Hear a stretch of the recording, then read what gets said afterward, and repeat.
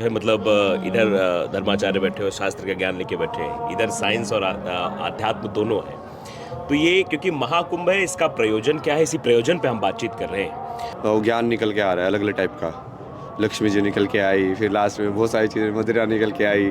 ये सब क्या है, मतलब कहीं ना कहीं वो ज्ञान ही निकल के आ रहा है ना। जी जी। तो देवी प्रकट हुई, मतलब क्या, आप उसको वैसे भी समझ सकते हैं ना कि वो वाला ज्ञान चेतना के अंदर उत्पन्न हुआ। अब उसके बाद जैसे जैसे आप गए लास्ट के अंदर अमृत आया ना।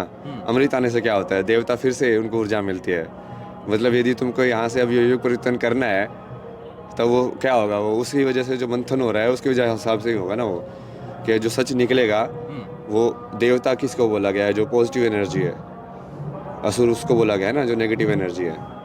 तो देवता फिर से एक्टिवेट होंगे, मतलब कि जो पॉजिटिव एनर्जी है वो ज़्यादा बढ़िया हो जाएगी जो। तो ये इसका पूरा जो मंथन का है महाकुंभ का, वही परिणाम निकलना चाहिए। और ये प्रयोजन जैसे समुद्र मंथन हुआ तो मंथन से अमृत निकला, विष निकला, और भी चीजें निकली, उसके बाद वो हुआ। तो इस महाकुंभ से क्या निकलने वाला है, पहले तो हम इधर चर्चा करेंगे, फिर हम आपके पास आएंगे। सबसे पहले महाकुंभ से क्या निकलने वाला है? सबसे बड़ी चीज़ है कि अभी अभी आपने बाबा जी को सुना, कुंभ के बारे में आपने प्रश्न किया और कुंभ को बड़े सरल तरीके से आपने स्पष्ट कर दिया। घड़ा, घड़ा। ये घड़ा क्या है? आप हमारे चेहरे को देख रहे हैं, नीचे गले को देख रहे हैं, यही घड़ा है जो उल्टा है।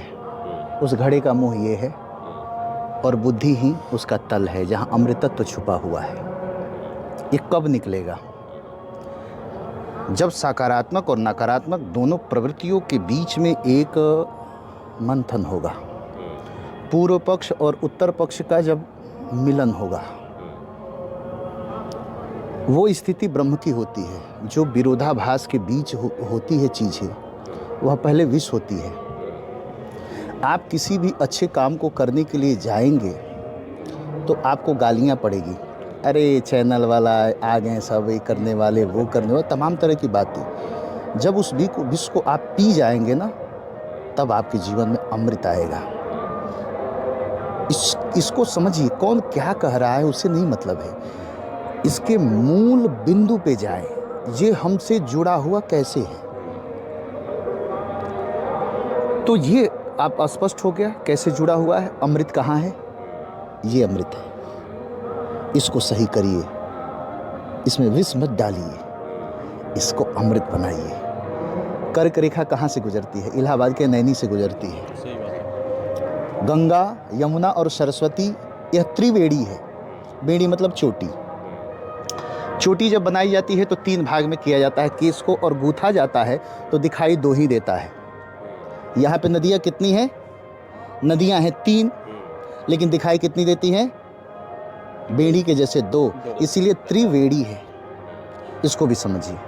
और एक चीज़ और जान लीजिए कि आप अभी कुंभ के बारे में हमारे बाबा जी ने बहुत अच्छी बात कही। एक तो पहले इनको समझने के लिए तो अपना अमृत सही करना पड़ेगा, अपना घड़ा सही करना पड़ेगा। शेरनी का दूध किस में रुकता है? तो लोग कहते हैं कि सोने के पात्र में रुकता है। तो भैया शेरनी का दूधवा निकला है, ये खोपड़िया में कब रुकेगा? जब उस दूध के अनुकूल हम पात्र होंगे, और नहीं तो कहीं से न कहीं से विष बन के भटक निकल जाएगा, फूट जाएगा, टपक जाएगा, गिर जाएगा। दूध फटा क्यों? क्योंकि पात्र सही नहीं था। बातें रुकी क्यों नहीं? क्योंकि आप पात्र सही नहीं थे। समझिए तो, हमारी बात समझ रहे हैं ना मैं क्या बोल रहा हूँ? अब ये पक्ष हो गया। इलाहाबाद के नैनी से कर्क रेखा गुजरती है।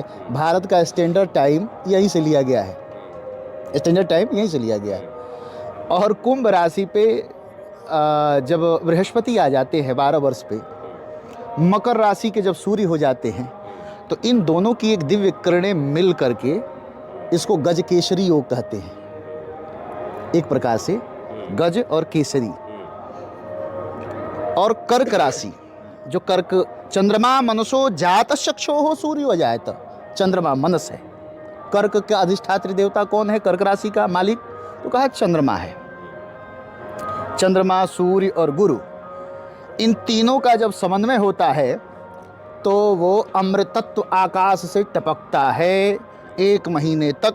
और उसमें बैठ करके हम साधना करते हैं, तपस्या करते हैं, पूजन करते हैं, गंगा में डुबकी लगाते हैं। अच्छा, एक प्रश्न और हो जाता है कि त्रिवेणी में ही जहाँ तीनों नदियाँ मिल रही है वहीं पे स्नान करने का ही फल है क्या? कहा नहीं, नाग वासुकी तक त्रिवेणी है। जैसे लाइट का प्रकाश निकल रहा है तो केवल लाइट तक तो सीमित नहीं है ना, ये तो चारों तरफ ये रूम के कोने कोने तक पहुंचा है। उसी तरह से जो अमृतत्व है यह पूरे इसकी परिधि है जहाँ तक इसका प्रभाव जाने वाला है। तो एक चीज़ ये समझ लेना है कि ये इसका जो अमृतत्व है यह पूरे परिधि के अंदर ये टपक रहा है। और कुंभ शब्द का अर्थ होता है जो आपने बताया, हमारी बुद्धि ही कुंभ है। कलशस्य मुखे विष्णु कंठे रुद्र समासिता, तो कंठे रुद्र समासिता इसीलिए तो नीलकंठ पढ़े। इसमें विष रखेंगे तब ना तो उगलना है, उगलेंगे विष उगलेंगे तो आपकी निंदा होगी, और अंदर घोंट लेंगे तो आप मारे जाएंगे। तो इसीलिए विष को विष में रखिएगा तो आप महादेव हो जाएंगे, नीलकंठ हो जाएंगे। यही तो प्रवृत्ति हमारे अंदर होनी चाहिए। बहुत अद्भुत, बहुत अद्भुत।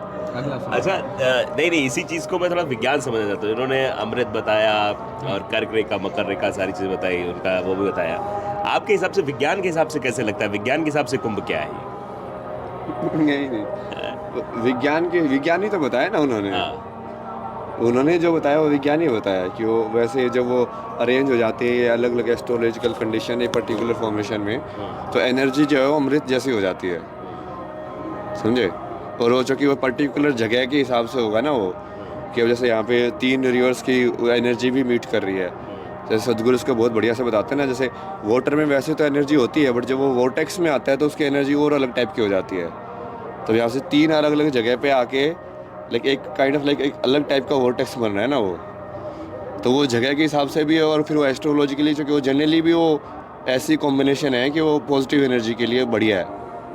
तो अमृत बोला उन्होंने, वही एनर्जी तो है एनर्जी, लेकिन उसको समझने के लिए क्या करना पड़ेगा, वो जो ऊर्जा है, क्योंकि यही युवाओं के मन में नहीं आ पा रहा ना। वो तो महाकुंभ देख रहे हैं कि महाकुंभ स्नान करना है, महाकुंभ ऐसा है, महाकुंभ में सेल्फी लेनी, वैसा करना है, यहाँ पे जाके फोटो खिंचाना है। वो उनके मन में कैसे वो चित्र बनेगा कि महाकुंभ में आके ये एनर्जी होगी, उस एनर्जी को कैसे वो ग्रहण कर पाएंगे?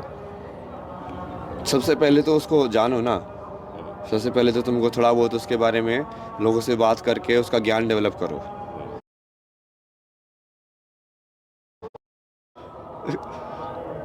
तो ये अंतर है ना उसके अंदर।